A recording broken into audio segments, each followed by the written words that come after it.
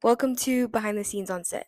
So instead of doing my usual clips and editing it that way on here, I really want to start a new series where I kind of just talk y'all through my creative process before the shoot and what the preparation looks like going into it.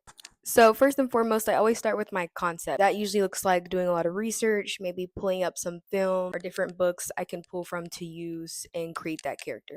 Because I'm still playing around with my editing style and the way I want to shoot, I usually will choose one photographer to kind of study and get a little bit of inspiration and ideas from. For this, I chose artist Man Ray. His work was prominent during the 20th century, and you can see in his art he really explored the world of surrealism. So, going into this, I knew I wanted to play around with that vintage look, having less sensory when it came to color and more definition and emotion centered in the face. I wanted my character to have this mystique about her, but it's also deeply admired in a way that the viewer becomes exposed to her beauty before she's fully aware of it herself. Hence why y'all see this metaphor sort of formed with the flowers and her holding them in the beginning and them growing out of her head in the end. So you can date this makeup look all the way back to the 60s, where we see people like Diana Ross and others living during that era wearing this bold eyeliner eyelash look. A lot of the characterization came from Coraline, a little bit of the Addams family, and Corpse Bride being a big one as well, where you see like these alluring eyes kind of pulling you in.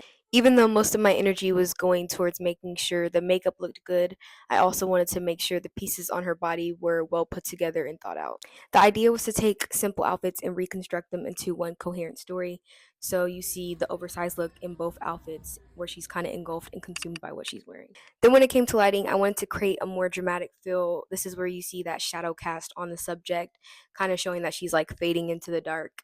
This was done by having one V flat on the right side of the model and that key light at a 45-degree angle on her left side. Opposed to the first setup, I really wanted the second setup to create more separation between the subject and the backdrop. I did this by having two diffusers pointed upward, having the light bouncing off the ceiling, and that one soft box at a 45-degree angle off center in front. This way we could see more of the detail in the face and more structure in the body. The edits and poses were done meticulously to carry the theme of the flowers and depict less conviction at the beginning of the shoot, where towards the end she showed a little bit more confidence. At first, we see the uncertainty of her holding the flowers, not really noticing that they're in her hands, to later recognizing that they were there all along. Like and comment your thoughts.